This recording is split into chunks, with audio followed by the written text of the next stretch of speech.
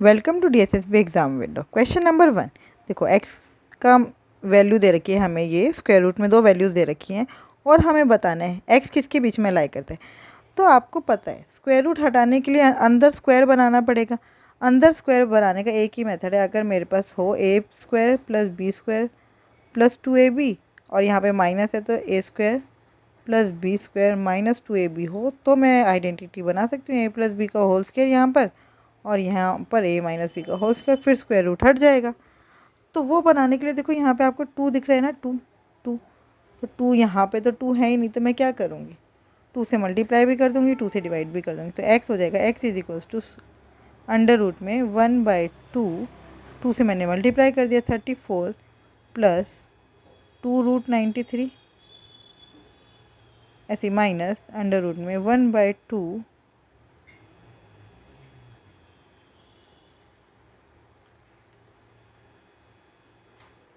1/2 34 minus 2√93। ठीक है। अच्छा, अब 93 के फैक्टर्स देखो, 2ab है ना, इसको मैं ऐसे लिख सकती हूँ √3 इंटू में √31, 31 3 ज़ा 93। तो बस ये ऐसे हो गया। इतना बड़ा रूट क्यों ले लिया, छोटा। 1/2 इंटू में 34 का ऐसे लिख सकते हो √31 का स्क्वायर प्लस √3 का स्क्वायर माइनस 2√31 इंटू में √3 लिख सकती हूँ ऐसे या नहीं। 31 √31 का स्क्वायर मतलब 31, √3 का स्क्वायर मतलब 3, यहाँ पे प्लस की बात करें इसलिए प्लस 2√31 इंटू √3 लिख सकती हूँ माइनस अंडर रूट में 1/2। यहाँ पर भी सेम ही आएगा, बस यहाँ पे प्लस की जगह माइनस आ जाएगा। 1/√2 दोनों में से कॉमन लेकर बाहर निकाल दो, ये बचा अंडर रूट में √31 प्लस √3 का होल स्क्वायर और सेम इसी मेथड पर माइनस ये कितना हो जाएगा √31 माइनस √3 का होल स्क्वायर और ये वाला रूट तो है ही। इस स्क्वायर से ये रूट हट गया, इस स्क्वायर से ये रूट हट गया, क्या बचा 1/√2 √31 प्लस √3 √31 प्लस √3 माइनस माइनस है तो ये साइन उल्टे हो जाएंगे, √31 माइनस √3 प्लस हो जाएगा क्योंकि माइनस था, 31 से 31 कट गया, क्या बचा 1/√2 इंटू में 2√3। तो क्या हो जाएगा √2 इंटू √3 मतलब कि √6। 2 और √2 कैंसिल होकर ऊपर √2 बचेगा ना, क्योंकि 2 का क्या मतलब होता है √2 का स्क्वायर है ना, अपॉन में √2 था तो बस स्क्वायर से √2 कट जाएगा। आई बात समझ, कैसे ये ऊपर √2 बचा। अब ये √6 की वैल्यू आ गई, आपको पता है √6 is greater than √4 and less than √9। तो मतलब 2 से तो बड़ी वैल्यू है √6 की और 3 से छोटी है। बस हमसे यहाँ से ये कंपेयर कर लो, तो ये 2 आ गया, यही आंसर है। अच्छा, आप कहोगे यहाँ पे तो 2.5 लिखा है, 2.5 किसका स्क्वायर रूट होता है 6.25 का। तो भाई √6 6.25 से भी तो छोटा है। √6 यहाँ पे 9 की जगह, आप यहाँ पे 9 की जगह ऐसे लिख दो 6.25, ये सॉल्व करके कितना आ जाएगा 2.5। लो, आई बात समझ, राइट, हो गया आंसर हमारा। वैसे तुम सिर्फ इधर वाला ग्रेटर देन √6 किससे बड़ा है उससे ही सॉल्व कर सकते हो, 2 से बड़ा है, बस बात ख़त्म। Question number 2। The ratio of number of mangoes to the number of apple in a basket is 3:7। ये एप्पल है, ये मैंगो है, ये 3/7 है इनका ratio. If 4 mangoes and 4 apples are remove from the basket then the ratio of the mangoes to the apple is 2:5। अभी हो गया 2:5। लेकिन यहाँ पे देखो एप्पल और मैंगो के बीच में गैप कितने का है, यहाँ पर है 4 का और यहाँ पर कितने का है 1 का। पहले तो ये गैप इक्वल कर लो तभी क्वेश्चन सॉल्व होगा। सॉरी 3 का, यहाँ पे गैप कितना है 3 का, राइट। तो गैप को सेम कैसे करेंगे, इसको 4 3 × 12, इसको 3 से मल्टीप्लाई कर दो, इसको 4 से करो मल्टीप्लाई, 3 3 × 9, 7 3 × 21, 4 2 × 8 और 4 5 × 20। देखो यहाँ पर कितने का गैप आ गया 12 का, यहाँ पर कितने का गैप आ गया 12 का। ठीक है, अब गैप तो सेम हो गया, अब हम क्वेश्चन सॉल्व कर पाएंगे। गैप सेम हो चुका है हमारा। 9 से 8 के बीच में कितना कम हो रहा है 1, 21 से 20 में कितना कम हो रहा है 1, लेकिन हमने कितने मैंगो कम किए थे 4, हमने एक थोड़ा ना कम किया, इसका मतलब इसको 4 से मल्टीप्लाई करना है दोनों तरफ, तो ये 4 से मल्टीप्लाई करना है इस पूरे को। तो ये हमारे इनिशियल मैंगो थे, है ना। 9/21 का रेशो किसको दिखा रहा है, इनिशियल मैंगो को। तो 9 इंटू 4 प्लस 21 इंटू 4, ये पहले वाला इनिशियल रेशो है। बस ये हमारे टोटल आ गए। What is the number of mangoes and Apple initially, तो 9 और 21 कितना हो गया, 30 इंटू 4 कर दो सीधा सीधा, 120 एप्पल और मैंगो थे। और अब कितने बचे, 20 और 8 28, 28 गुना 4, इतने बचे। तो अब मैं इसको मल्टीप्लाई थोड़ा ना करूँगी, 120 में से 8 माइनस कर दूँगी, क्योंकि मुझे पता है मैंने 8 चीज़ें रिमूव करी हैं, 4 एप्पल 4 मैंगो, बस। Question number 3, the simple interest on a certain sum for 12 year at 7.5% per annum is 1225, less than the amount on the same sum for 2.5 years at 6% per annum simple interest. देखो इधर amount की बात हो रही है, इधर simple interest की बात हो रही है। क्वेश्चन में मतलब क्वेश्चन में क्या लिखा है, एक जगह लिखा है सिंपल इंटरेस्ट, एक जगह लिखा है अमाउंट। प्रिंसिपल हमेशा हम मानते हैं 100%, प्रिंसिपल कितना हो गया 100%। तो यहाँ पे देखो इंटरेस्ट कितना मिल रहा है, 12 साल के लिए 7.5%, 12 साल के लिए 7.5%, तो 12 7 ज़ा 84, और 12 को 0.5 से मल्टीप्लाई करेंगे तो मतलब 6, 84 और 6 कितना हो गया 90%। 90% आपको क्या मिल गया, सिंपल इंटरेस्ट। 12 सालों में सिंपल इंटरेस्ट कितना मिल गया, 90%। अब इधर देखो, इधर अमाउंट कितना हो रहा है, 2.5 साल, मतलब कि 5/2 साल के लिए सिंपल इंटरेस्ट कितना है, 6%, है ना।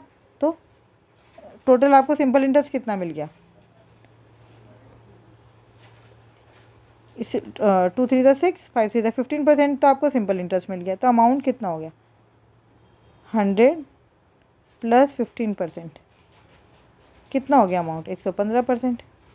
अब उन्होंने बोला इन दोनों के बीच का गैप है 1225, तो 15 और 90 के बीच में, 115 और 90 के बीच में कितने का गैप है, 25% का। 25% बराबर है 1225। हमें वैल्यू किसकी निकालनी है, 100% की सम निकालना है। इंटू 4 कर दो, इसको भी इंटू 4 कर दो, आ गया आंसर। तो 1000 इंटू 4 4000, प्लस 225 इंटू 4, देखो 225 इंटू 2 कितना होता है, 225 इंटू 2 कितना होता है, 450, 450 का और डबल कर दो 900, 4900, right answer. 4900 is the right answer. Question number 4, pipe a and b can fill a tank in 12 hours and 15 hours respectively. A pipe और बी पाइप 12 घंटे में और 15 घंटे में एक टैंक को भर पाते हैं। और ये जो सी पाइप है इसके आगे माइनस लगा दो, क्योंकि ये खाली करने वाला पाइप है। When all 3 pipes are open together then 15% of the tank is filled in 6 hours. अगर तीनों को साथ में खोल दिया जाता है तो 15% टैंक 6 घंटे में भरता है। देखो, तो मैं इसकी टोटल कैपेसिटी ले लेती हूँ 60 लीटर, तो 12 पंजे 60 और 15 चौके 60, मतलब ए की एफिशिएंसी है 5 लीटर प्रति घंटा, बी की एफिशिएंसी है 4 लीटर प्रति घंटा, सी की एफिशिएंसी नहीं पता, वो मैंने ले ली -x। माइनस क्यों लगाई, क्यों लगाया मैंने माइनस, क्योंकि ये खाली करने वाला पाइप है, क्योंकि ये खाली करने वाला पाइप है। तो इनकी टोटल एफिशिएंसी कितनी होगी, 9 - x, टोटल एफिशिएंसी होगी 9 - x। अब 60 का 15% पानी भरता है कितनी देर में, 6 घंटे में। तो टोटल ये किसके बराबर होगा, 9 - x के, है ना भाई। अगर 60 के 15% को 6 घंटे से डिवाइड कर दूंगी तो हमें इन तीनों की एफिशिएंसी पता चलेगी ना, और वो कितनी है 9 - x। तो 60 इंटू में 15/100, और ये वाला 6 एज इट इज़, 1 0 से 1 0, 6 से 6, 5 3 ज़ा 15, 5 2 ज़ा 10 इज इक्वल्स टू 9 - x। तो x की वैल्यू आ गई 9 - 3/2, 9 2 ज़ा 18 - 3/2, कितना हो गया 15/2। सी की एफिशिएंसी आ गई 15/2, मतलब कि 7.5 लीटर प्रति घंटा वो पानी बाहर निकाल देता है, 7.5 लीटर प्रति घंटा। अब उन्होंने बोला है अगर सी को खोल दिया जाता है, pipe c alone can empty 5/16 part of the tank in, देखो 60 लीटर है लेकिन हमें पूरा नहीं खाली करना, 5/16 पार्ट ही खाली करना है। और 1 घंटे में कितना पानी खाली हो रहा है, 15/2, 2 इधर मल्टीप्लाई में आ जाएगा, बस 5 3 ज़ा 15 और 3 20 ज़ा 2 8 ज़ा 4 2 ज़ा 8 4 5 ज़ा 25/2 5/2 कितना होता है 2.5 घंटे। यही आंसर है। Question number 5 the price of an item is increase successively by 35% and 15% and then decrease by 40% and 10%. If its final price is 1676.70 then what is the initial price.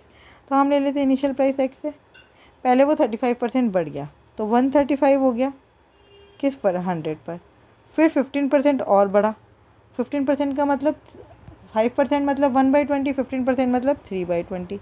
अगर कोई वैल्यू पहले 20 थी तो अब 23 हो गई बढ़कर इनटू में। अब घट गया 40% 40% मतलब 2/5 घट के कितना हो गया 3/5 और फिर 10% और घट गया 10% मतलब 1/10। पहले अगर वैल्यू 10 थी तो अब 9 रह गई बस बराबर में 167670 ज़ीरो को हटा दो बाई 10 पॉइंट हटा के 10 लगाना पड़ेगा क्योंकि ज़ीरो तो मैंने पहले ही हटा दिया। आप सॉल्व कर देते हैं बस सॉल्व करना है आंसर आ जाएगा। ये 9 से जा रहे हैं 9 1 ज़ा 9 9 1 ज़ा 9 बचा कितना 7 9 8 ज़ा 72 बचा कितना 5 9 6 ज़ा 54 बचा 2 9 3 ज़ा 27 फिर 3 से जाएगा कितना होगा 3 6 ज़ा 18 3 2 ज़ा 6 3 1 ज़ा 3 फिर 23 से 100% जाता है ये वैसे तो करके देख लेते हैं या पहले 3 से फिर 9 से काट लेते हैं 9 1 ज़ा 9 बचा कितना 4 9 5 ज़ा 45 फिर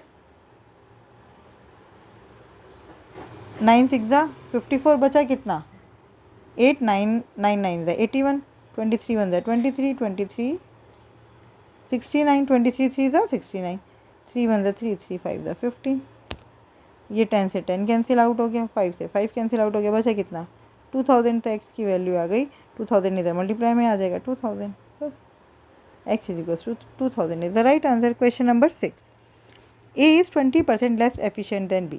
इसका क्या मतलब है अगर b की एफिशिएंसी 5 है तो a की एफिशिएंसी कितनी हुई 4 यही बोल रहे हैं वो।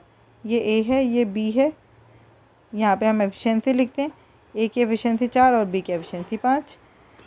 बी किसी काम को 40 दिन में पूरा करता है बी किसी काम को 40 दिन में पूरा कर रहा है तो टोटल कितना काम हो गया बी रोज़ 5 यूनिट काम कर रहा है 40 दिन में पूरा कर रहा है टोटल काम हो गया 200 टोटल काम हो गया 200। She can do the same work in 60 days she उसी काम को 60 दिन में कर सकता है तो बस उसकी एफिशिएंसी निकाल लो 200/60 कितना हो गया 2 10 ज़ा 20 2 3 ज़ा 6 10/3 हो गई सी की efficiency. A and B work together for 10 days. In how many days can A and C together can complete the remaining work? देखो A और B ने मिलकर कितने दिन काम किया 10 दिन तो A और B मिलकर एक दिन में कितना काम करते हैं 9 यूनिट तो 10 दिन में 90 यूनिट कितना काम बच गया 110 यूनिट। अब इसको कौन पूरा कर रहे हैं A और C। A और C मिलकर एक दिन में कितना काम करेंगे 4 + 10/3 है ना 3 4 ज़ा 12 + 10 कितना हो गया 22/3 यूनिट। एक दिन में 22/3 यूनिट काम करते हैं तो टोटल काम कितने दिनों में पूरा हो जाएगा 110 को 22/3 से डिवाइड कर दो 110/22 इंटू में 3 22 1 ज़ा 22 22 5 ज़ा 110 5 6 ज़ा 15 15 is the right answer. Question number 7 let x be the greatest number which when divided by 1982 3738 and 6811 the reminder in each case is y। तो find the value of 3x - 5y। तो आपको पता चल रहा है 1982 3738 और 6811 एग्जैक्टली डिविजिबल नहीं है x से लेकिन इनका माइनस मतलब डिवाइड करने पर हर एक केस में क्या बच रहा है y। तो अगर मैं इनका डिफरेंस ले लूँ वो एग्जैक्टली डिविजिबल होगा x से बस माइनस इन दोनों इनका गैप ले लो 8 - 2 6 13 में से 8 गया 13 - 8 5 और ये कितना बचा 16 में से 9 गया 7 2 में से 1 गया 1 1756 ठीक है। अब 11 में से 8 गया 3 फिर कितना बचा 10 में से 3 गया 7 7 - 7 0 और 6 में से 3 गया 3 3073 3 आ गया। अब इन दोनों का हमें क्या निकालना है HCF बस 3073 और ये तो आएगा अंदर और ये आएगा 1756 बाहर बस 1756 1 ज़ा 1756, बचा कितना, 13 में से 6 गया 7, और ये हो गया 6 - 5 1, ये हो गया 1317, और ये हो गया 1756। फिर 1 पे ये जो नंबर्स लिखे इनके कारण यहाँ पे कुछ दिखेगा नहीं, 1 मिनट रुकिए। 1317 1 ज़ा 1317, कितना बचा, 16 में से 7 गया 9, 4 में से 1 गया 3, 7 में से 3 गया 4, 439 इंटू में 1317, और देखो ये जा रहा है 9 3 ज़ा 3 पर, 9 3 ज़ा 27, 7 यहाँ 2 यहाँ, 3 3 ज़ा 9 10 11 का 1 यहाँ, 4 3 ज़ा 12, पूरा पूरा चला गया। इसका मतलब x की वैल्यू तो आ गई 439, x की वैल्यू आ गई 439। ठीक है, अब हमें चाहिए y की वैल्यू। y क्या है, रिमाइंडर, तो हम 1982 को 439 से डिवाइड करेंगे, और कोई ऑप्शन है नहीं। तो 439 आपको साफ साफ पता चल रहा है, 439 4 ज़ा जाएगा 5 ज़ा, तो 4 5 ज़ा तो 20 होता है, वो इससे बड़ा आ गया, तो बस 4 से मल्टीप्लाई कर दो। 9 4 ज़ा 36 का 6 यहाँ 3 यहाँ, 4 6 ज़ा 12 और 3 15 का 1, 4 4 ज़ा 16 और 1 17, बस 12 में से 6 गया 6, 7 में से 5 गया 2, 9 में से 7 गया 2, 226 आपका आ गया रिमाइंडर। तो y की वैल्यू आ गई 226। अब निकालना क्या है, 3x - 5y, 3x minus 5y, यही निकालना है, करो मल्टीप्लाई। 9 3 ज़ा 27, कितना हो गया, 3 3 ज़ा 9 10 11 का 1, 4 3 12 13, 1317 माइनस 226 इंटू 5, 6 5 ज़ा 30 का 3, 5 2 ज़ा 15 और 3 18 का 1, 5 2 ज़ा 10 और 11 कर दो, -7 का 7, 11 में से 8 गया 3, 2 में से 1 गया 1, 137, कुछ मल्टीप्लाई में मिस्टेक हो गई। 9 3 ज़ा 27 का 2, 3 3 ज़ा 9 10 11 का 1, 4 3 ज़ा 12 और 3, और 113, ठीक है। ये तो 6 5 ज़ा 30 का 3, 5 2 ज़ा 10 और 3 13, यहाँ पे गड़बड़ हो गई, 1130 आना चाहिए, 7 का 7, 11 में से 3 गया 8, बस 187 is the right answer, 187 is the right answer.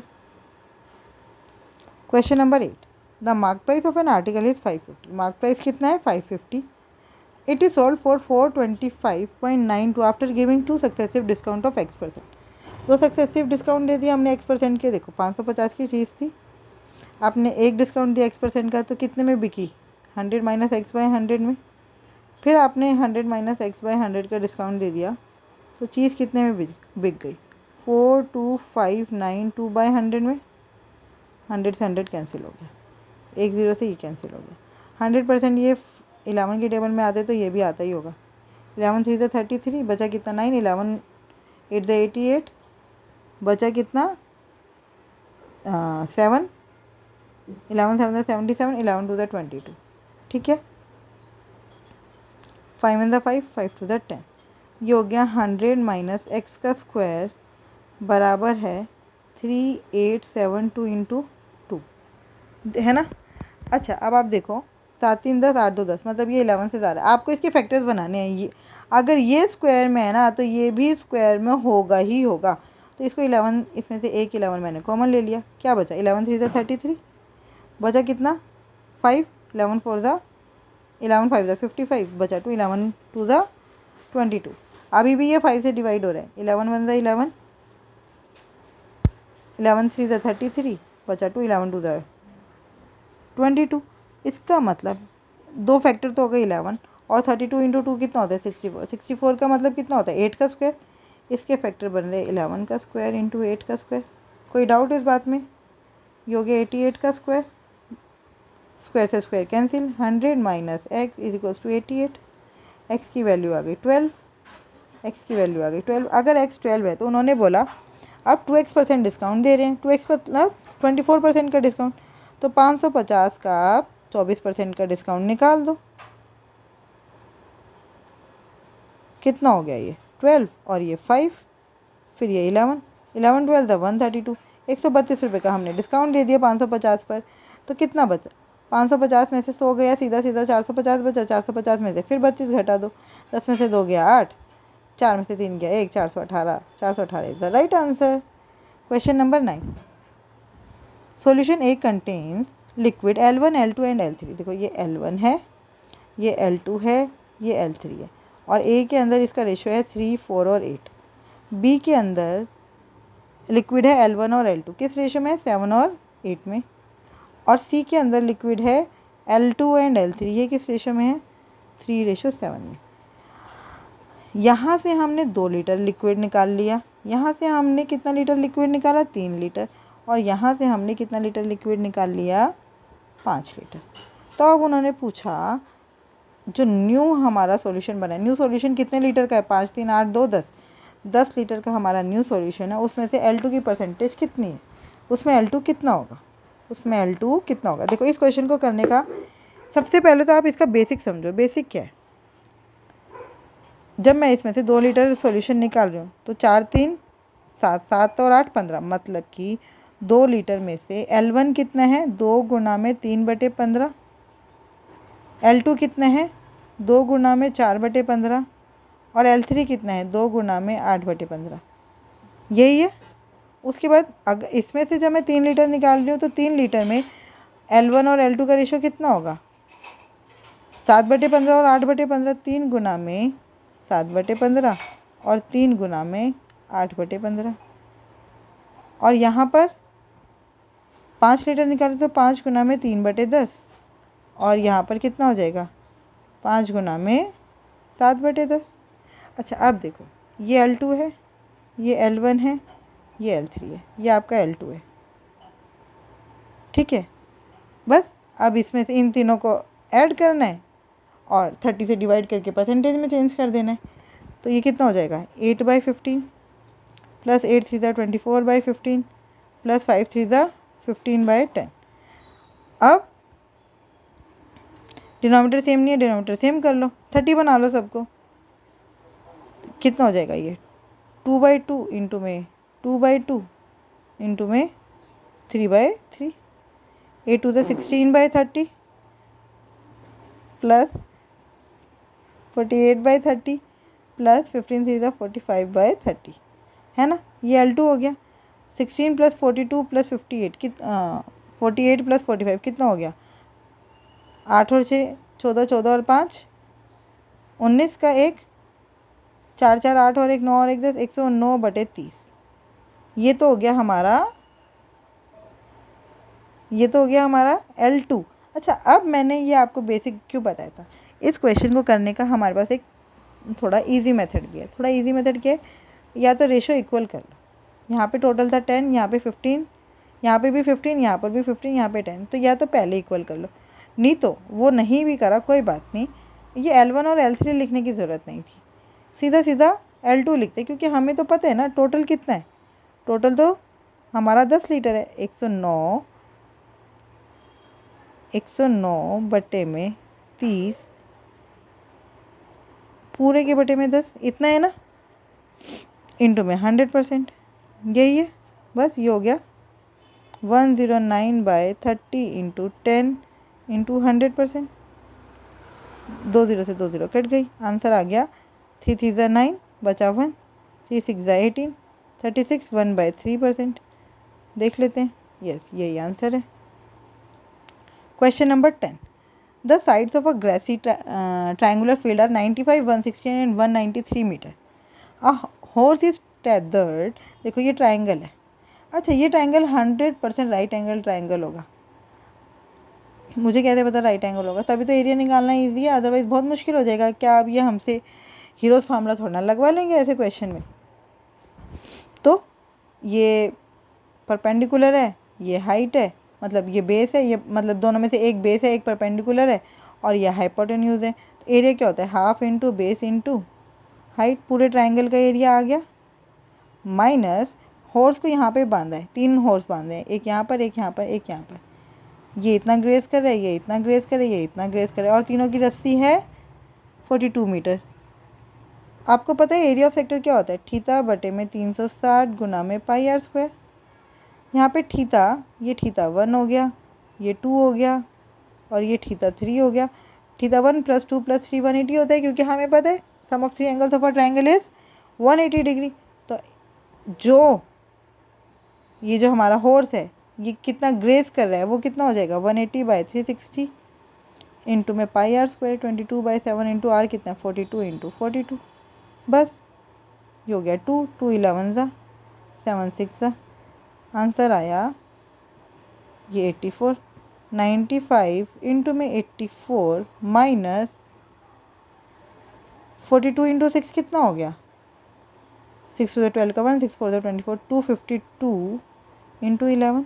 अच्छा अब आप देखो 5 4 द 20 यूनिट डिजिट यहाँ पे आ रहा है 0 माइनस यहाँ पे आ रहा है 2 0 माइनस 2 करोगे 8 आएगा 8 2 में है इन दोनों में 8 है। यहाँ पे तो आपको ग्रीन कलर से पता चल रहा है ये आंसर है लेकिन पेपर में थोड़ा ना पता चलेगा। तो क्या हम पूरा सॉल्व करेंगे? नहीं, मुझे पता है मैं यूनिट डिजिट तो मुझे पता चल गया 8 ही होगा, इसके अलावा कुछ हो नहीं सकता। लेकिन सम ऑफ डिजिट से मैं इसको कर सकती हूँ ना, 9 और 5, 9 में कुछ भी ऐड करो सेम रहते हैं। ये हो गया 5, 8 4 12 मतलब 3, 5 3 ज़ा 15 का मतलब 6। इसका सम ऑफ डिजिट कितना आ रहा है 6 माइनस 5 और 2 7, 7 और 2 9, 9 को मैं किसी से भी मल्टीप्लाई करूँ उसका सम ऑफ डिजिट 9 ही आएगा। आप करके भी देख लो। इसका हो गया 11 का मतलब 2, 9 टू द 18, 18 का मतलब 1 और 8 9 है ना। 6 माइनस 9, 9 से माइनस करो या प्लस करो सम ऑफ डिजिट सेम ही रहते हैं। वैसे आप देख भी लो 6 माइनस 9 कितना होता है -3, -3 को फिर से पॉजिटिव में चेंज करने के लिए +9 करना पड़ेगा तो 6 ही आया ना। तो सीधा सीधा 6 समझ लो क्योंकि साथ में 9 है, बस 6 आ रहा चाहिए। 5 और 2 7, 8 7 15, 15 मतलब 6। यहाँ पे सम ऑफ डिजिट 6 आ रहा है, यहाँ पर एक कम आएगा 5 और 1 6, 9 और 6 15 मतलब 6, 8 और 6 14 का मतलब 5, यहाँ पे 5 आ रहा है। तो यही आंसर हो सकता है और कुछ आंसर हो ही नहीं सकता। आई होप आपको ये बहुत अच्छे से समझ आया होगा। फिर भी अगर कोई डाउट है तो आप मुझसे जुड़ सकते हैं @maths PS1 पर। Thank you, keep learning, keep practising.